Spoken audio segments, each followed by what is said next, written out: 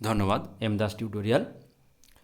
আজকে আলোচনা করব 2024 সালে প্রাথমিক এবং উচ্চ প্রাথমিক বিদ্যালয়ে মিড ডে মিলে যে পিএম পোষণ, এই পিএম পোষণে বিভিন্ন ছাত্রছাত্রীদের কত পরিমাণে বরাদ্দ তা নিয়ে আলোচনা করব। চাল, এলপিজি গ্যাস, যারা রান্না করবে ওনাদের সাম্মানিক, ছাত্রপ্রতি কত টাকা করে বরাদ্দ, সেগুলো সবই দেখতে পাবেন। দেখতে থাকুন স্ক্রিনের দিকে। আর আপনি যদি প্রথম হন তাহলে চ্যানেলটি সাবস্ক্রাইব করে নেবেন। পিএম পোষণ মিড ডে মিল প্রকল্প ভারত সরকার ও পশ্চিমবঙ্গ সরকারের যৌথ প্রকল্প। কলকাতা জেলা শাখা শিক্ষা ভবন থেকে এমনই একটি নির্দেশ দেখুন। মিড ডে মিলের জন্য কিছু বরাদ্দ দেখুন। চাল 100 গ্রাম প্রাথমিক অর্থাৎ 1 থেকে 5 আর প্রি প্রাইমারি 100 গ্রাম করে পার হেড চাল থাকবে। আর চাল 150 গ্রাম উচ্চ প্রাথমিক 6 থেকে 8 পর্যন্ত ওই সমস্ত ছাত্রছাত্রীদের জন্য বরাদ্দ। রান্নার জন্য খরচ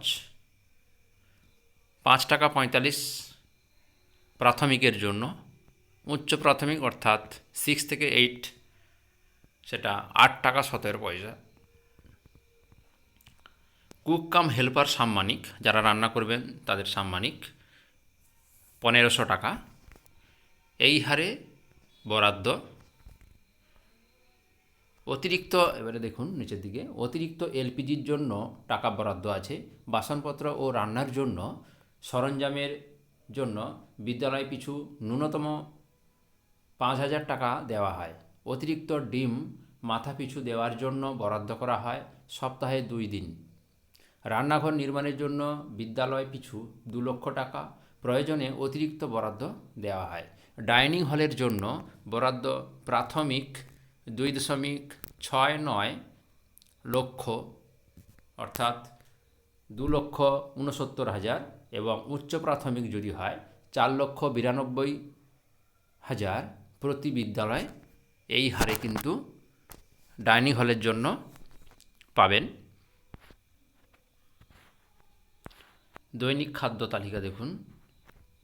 সপ্তাহের কোন দিনে কি মেনু থাকবে। সোমবার ভাত, সবজি, ডাল, গোটা ডিম সেদ্ধ। মঙ্গলবার ভাত, মুগ বা মুসুর ডাল, আলু ভর্তা। বুধবার ভাত, সোয়াবিনের তরকারি। বৃহস্পতিবার ভাত, আলু মটর ঘুগনি। শুক্রবার ভাত, সোয়াবিনের তরকারি বা যে কোনো সবজির তরকারি। শনিবার খিচুড়ি, আলুর দম। এই মেনু অনুযায়ী সপ্তাহে ছেলে মেয়েদের খাওয়াতে হবে। তবে অনিবার্য কারণে খাদ্য তালিকা পরিবর্তন হতে পারে, কিন্তু খাবারের গুণগত মান ও ডিমের বরাদ্দ পরিবর্তন হবে না।